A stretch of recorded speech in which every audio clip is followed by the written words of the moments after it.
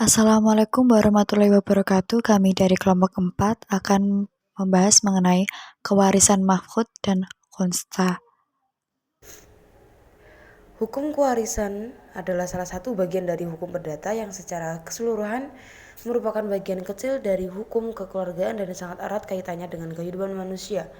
Sebab setiap insan di dunia pasti akan mengalami peristiwa hukum yang dinamakan mati. Dalam hukum Islam ada beberapa istilah hukum kewarisan seperti faraid atau fikih mawaris. Para ahli fikih mendefinisikan hukum kewarisan Islam sebagai salah satu ilmu yang dapat diketahui orang yang menerima pusaka, yang tidak menerima pusaka, kadar yang diterima setiap ahli waris, dan bagaimana cara membaginya. Hukum kewarisan dalam Islam juga membahas penetapan bagian waris bagi mafqud atau orang-orang yang hilang dan tidak ada kabar, dan bagi khunsa atau waria.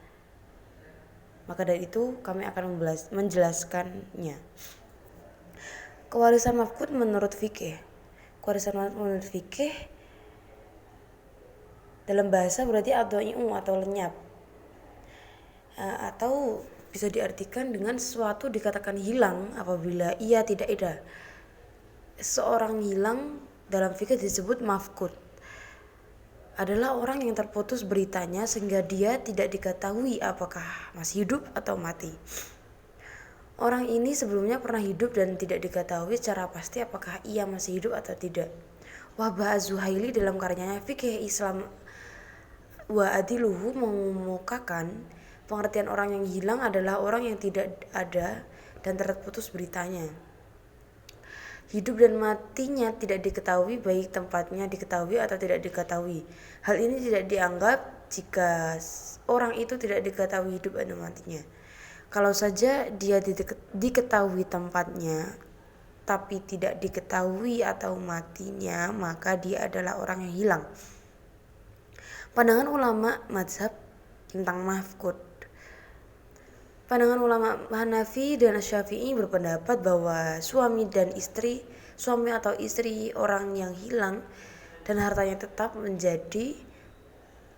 mereka tetap menjadi miliknya dan tetap menjadi hartanya walaupun lama sekali hilangnya. Hingga berat sangkaan bahwa orang itu telah meninggal, yaitu dengan melihat kawan-kawan sebayanya yang sudah meninggal semua atau sudah lewat masa orang-orang seperti dia tidak hidup lagi menurut adat. Dalam menentukan lamanya ini ada beberapa pendapat. Ada yang mengatakan 70 tahun, ada yang mengatakan 80 tahun, 120 tahun, dan lain-lain. Menurut suatu pendapat di kalangan ulama Hanafiyah, hal itu diserahkan kepada pendapat ijtihad hakim. Ada yang mengatakan bahwa inilah pendapat yang menonjol di kalangan ulama Syafi'iyah. Maka apabila berat dugaan ia sudah meninggal, maka diputuskanlah bahwa ia sudah meninggal dan hartanya tidak dibagikan kepada ahli warisnya yang ada pada waktu. Jadi kalangan ulama Syafi'i, jika dugaannya sudah meninggal, maka hartanya dibagikan kepada ahli waris yang pada waktu itu mereka ada. Baik itu hilangnya menurut selamat atau menurut lahirnya tidak selamat, antara hilang sesudah sesuatu sebab atau bukan, atau hilang di negara Islam atau di negara lainnya. Baik hilang itu di darat maupun di laut, semua hukumnya sama menurut kedua madhab tersebut. Apabila seorang mati dan ia mempunyai ahli waris, maka yang hilang itu mempunyai dua keadaan. Pertama, orang hilang itu menghijab orang yang bersamanya dengan hijab hirman. Jadi seluruh harta peninggalan disimpan. Ahli waris dilarang untuk mengambil sedikit pun sehingga orang itu jelas apabila hidup atau mati. Ada kalanya ia tidak menghijab orang yang bersamanya tetapi bersekutu dengannya di dalam mawaris.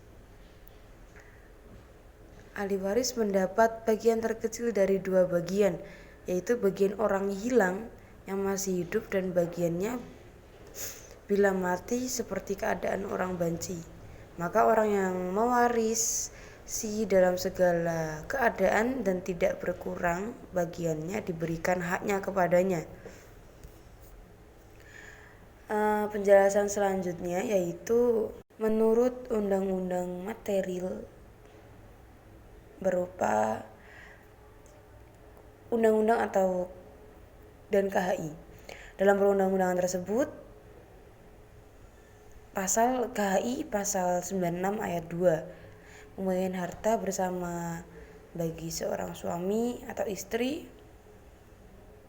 atau suaminya harus hilang harus ditangguhkan sampai adanya kepastian matinya yang hakiki atau matinya secara hukum atas dasar putusan pengadilan agama.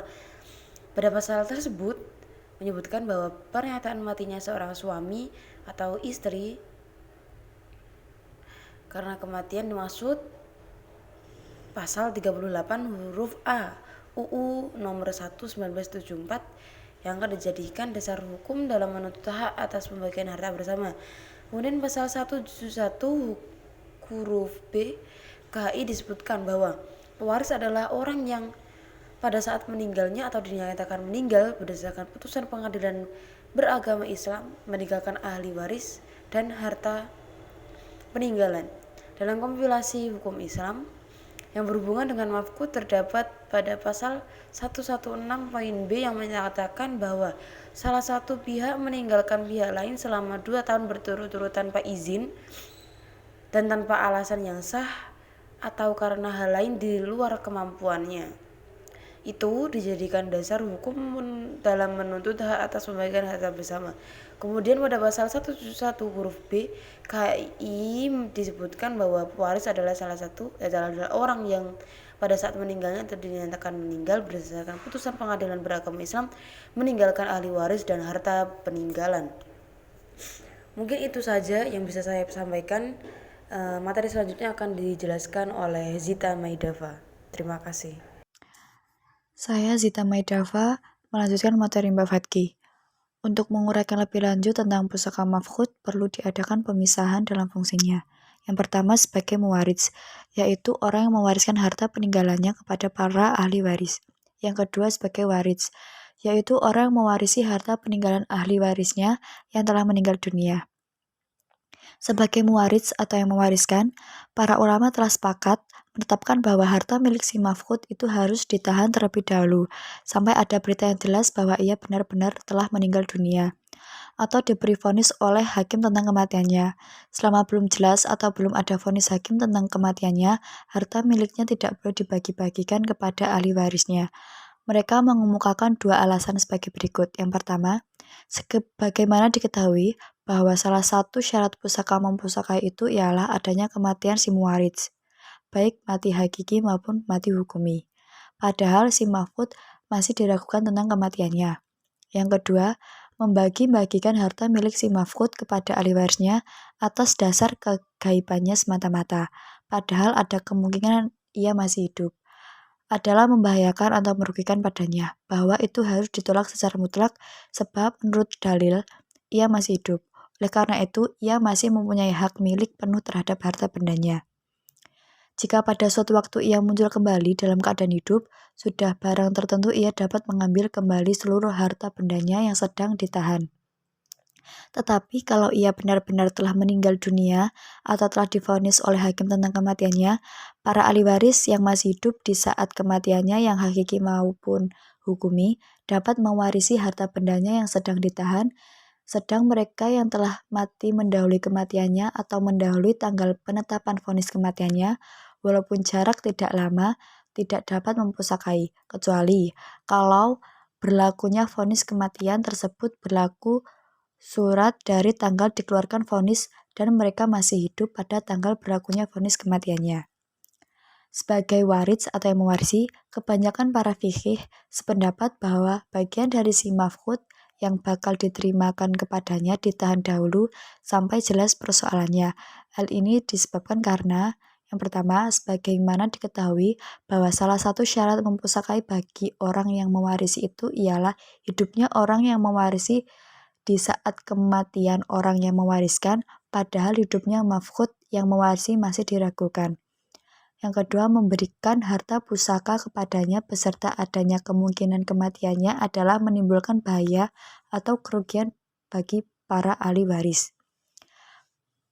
Dalam penyelesaian pembagian waris menurut hukum Islam terhadap orang yang hilang atau mafqud, berikut contoh dan penjelasannya. Harta peninggalan si mati sejumlah 144.000. Ahli waris terdiri dari ayah, ibu, istri, anak laki-laki yang mafqud. Jika si mafqud diperkirakan masih hidup, ayah mempunyai bagian 1/6 dibagi 1/6 dikali 24 sama dengan 4 dibagi 4 dikali 144.000 dibagi 24 sama dengan 24.000. Ibu mempunyai bagian 1/6 dibagi 1/6 dikali 24 sama dengan 4 dikali 144.000 dibagi 24 sama dengan 24.000. Istri mempunyai bagian 1/8 dibagi 1/8 dikali 24 sama dengan 3 dikali 144.000 dibagi 24 sama dengan 18.000. Anak laki-laki 24 dikurangi 11 sama dengan 13 dibagi 13 dikali 144.000 dibagi 24 sama dengan 78.000. Jika si mafqud diperkirakan sudah meninggal, fardnya 12. Jadi istri mendapat bagian 1/4 dibagi 1/4 dikali 12 sama dengan 3 dibagi 3 dikali 144.000 sama dengan 12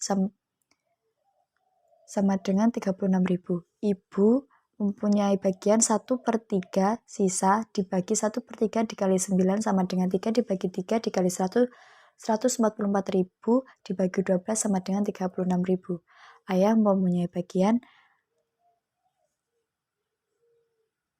UBN dibagi 12 dibagi 6 sama dengan 6 dibagi 6 dikali 144.000 dibagi 12 sama dengan 72.000. Sesuai dengan ketentuan, maka bagian yang diberikan kepada ayah adalah 24.000.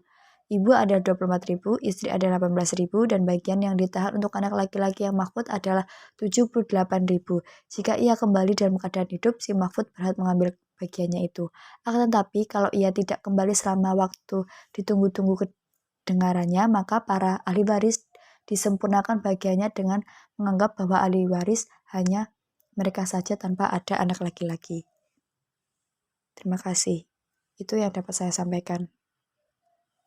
Saya akan melanjutkan tentang kewarisan kunsa. Kunsa adalah orang dengan alat kelamin ganda atau orang dengan ketidakjelasan alat kelamin. Kunsa termasuk dalam warisan ahli waris yang statusnya diragukan atau kasus tertentu. Yang dimaksud ahli waris yang statusnya diragukan adalah ahli waris yang pada saat harta warisan terbuka, pada saat si pewaris meninggal dunia, status hukumnya sebagai subjek hukum atau sebagai pendukung hak dan kewajiban masih diragukan. Al-Quran menetapkan hak kewarisan seseorang berdasarkan jenis kelamin yang dimilikinya, apakah laki-laki atau perempuan. Allah telah menjelaskan pula pusaka orang laki-laki dan perempuan sejelas-jelasnya berdasarkan firman Allah Subhanahu wa taala dalam Quran surat An-Nisa ayat 7, di mana dijelaskan bahwasanya setiap orang berhak menerima warisan dari harta peninggalan bapak, ibu, dan kerabat menurut bagian yang telah ditetapkan di dalam Al-Quran. Dalam ayat-ayat mawaris tidak disebutkan bahwa kunsa dikecualikan dalam pembagian warisan. Penjelasan mengenai Quran surat An-Nisa ayat 7 tersebut secara tidak langsung dengan menyebutkan bahwa setiap orang berhak menerima hak warisan tanpa terkecuali, bahkan termasuk di dalamnya adalah seorang kunsa. Sedangkan kunsa sendiri dibagi menjadi dua, yaitu kunsa ghairu muskil dan kunsa muskil. Kunsa ghairu muskil yaitu penetapan kewarisan orang kunsa menurut cara atau jalan kencingnya adalah menjadi kesepakatan atau ijma para fuqaha dan juga para farodliyun. Apabila tanda-tanda di atas bisa dikemukakan ditemukan dengan mudah, maka jelaslah status kunsa tersebut laki-laki atau perempuan. Ini disebut kunsa ghairu muskil. Sedangkan kunsa muskil, apabila setelah diteliti tanda-tanda tersebut masih meragukan, maka ia disebut kunsa muskil. Pada pasal 174 KHI, penentuan hak warisan ditentukan berdasarkan golongan jenis kelamin sebagai laki-laki dan sebagian perempuan. Sehingga ahli waris kunsa yang belum melakukan operasi penyesuaian kelamin, jenis kelaminnya masih diragukan apakah laki-laki atau perempuan, maka setelah operasi penyesuaian kelamin statusnya menjadi jelas dan sah di mata hukum, terlebih setelah mendapatkan penetapan di pengadilan negeri atau pengadilan mengenai status hukumnya. Contoh permasalahan: seorang meninggal dunia, meninggalkan ahli waris suami, ibu, dan seorang saudara kunsa muskil. Sekandung harta warisannya berjumlah 36 juta. Nah, tahap pertama yaitu suami mendapatkan setengah bagian, ibu mendapatkan sepertiga bagian, saudara kunsa sekandung dianggap laki-laki sama dengan asobah. Asal masalah 6, suami setengah dikali 6 sama dengan 3. Ibu setengah 1/6 dikali 6 sama dengan 2. Saudara kunsa laki-laki 1/6 dikurangi 5 sama dengan 1. Jumlah sama dengan 6. Suami 3/6 dikali jumlah harta tersebut 36 juta sama dengan 18 juta. Ibu 2/6 dikali 36 juta sama dengan 12 juta. Saudara kunsa laki-laki 1/6 dikali 36 juta sama dengan 6 juta. Tahap kedua, suami setengah kali 6 sama dengan 3, ibu 1/3 kali 6 sama dengan 2. Saudara kunsa dianggap perempuan, setengah kali 6 sama dengan 3. Jumlah 8. Karena jumlahnya melebihi asal masalah, maka perlu diaulkan sehingga perolehannya suami 3/8 kali 36 juta sama dengan 13.500.000. Ibu 2/8 kali 36 juta sama dengan 9 juta. Saudara kunsa perempuan 3/8 kali 36 juta sama dengan 13.500.000. Dengan demikian, kalau dipakai pendapat mazhab Hanafi, maka bagian kunsa tersebut adalah tahap pertama 6 juta. Sedangkan kalau menurut pendapat mazhab Maliki, hasil penjumlahan tahap pertama dengan tahap kedua yaitu 6 juta ditambah 13.500.000, kemudian dibagi 2, 19.500.000 dibagi 2, ketemu hasilnya yaitu 9.750.000.